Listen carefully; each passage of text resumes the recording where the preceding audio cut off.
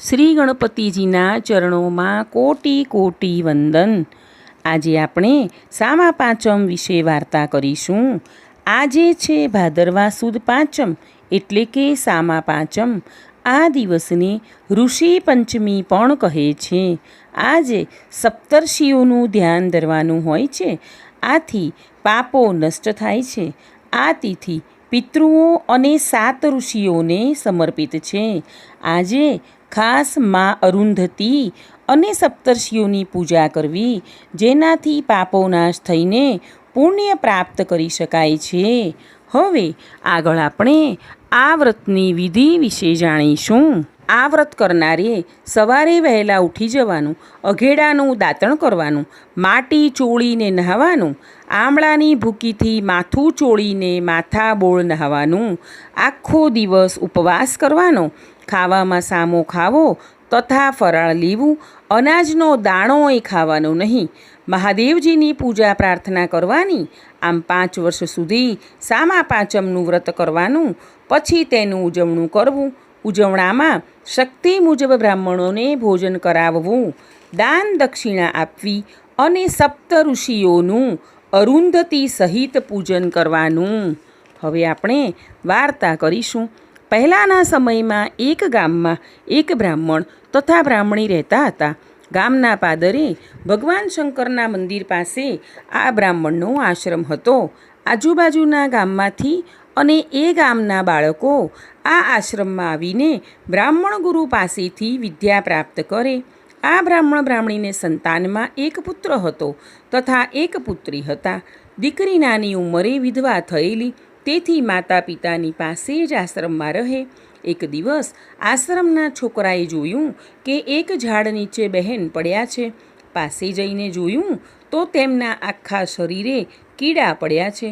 બાળકો તો દોડતા આશ્રમમાં આવ્યા અને બ્રાહ્મણને કહ્યું, ગુરુજી, બહેન તો આશ્રમની બહાર એક ઝાડ નીચે પડ્યા છે અને તેમના આખા શરીરમાં કીડા પડ્યા છે।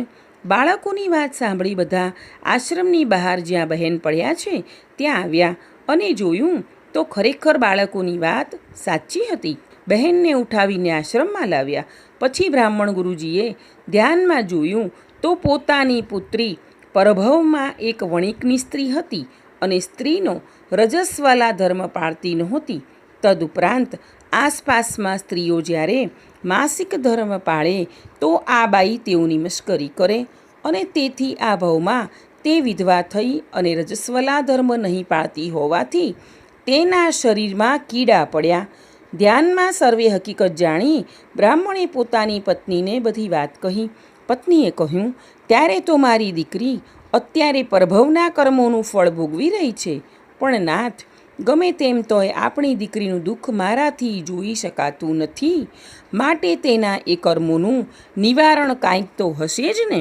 બ્રાહ્મણે કહ્યું, હા, નિવારણ તો છે જ। દીકરીએ સામા પાંચમના વ્રતનો પરભવમાં અનાદર કર્યો છે અને એ જ વ્રત આ ભવમાં જો સાચી શ્રદ્ધાથી ભક્તિપૂર્વક કરે તો એના કરેલા કર્મોથી થયેલા પાપનું નિવારણ થઈ જાય અને તેની કાયા પ્રભુ કૃપાથી જેમ હતી તેમ સુંદર કંચનવર્ણી બની જાય।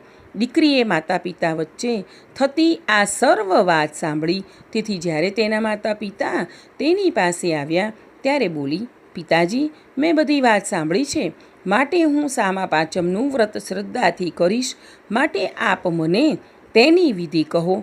બ્રાહ્મણે કહ્યું, બેટા, ભાદરવા સુદ પાંચમના દિવસે વહેલા ઉઠી અઘેડાનું દાંતણ કરવાનું, પછી શરીરે માટી ચોળી, આમળાની ભૂકીથી માથું ચોળી, માથા બોળ નાહીને સ્વચ્છ કપડાં પહેરવા, પછી ધૂપ કરી અરુંધતી સહિત સપ્ત ઋષિઓનું ધ્યાન કરવાનું।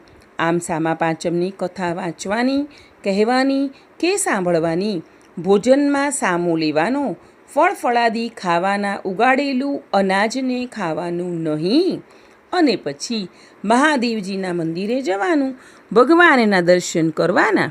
આવી રીતે 5 વર્ષ સુધી વ્રત કરી ત્યારબાદ તેનું ઉજવણું કરવું।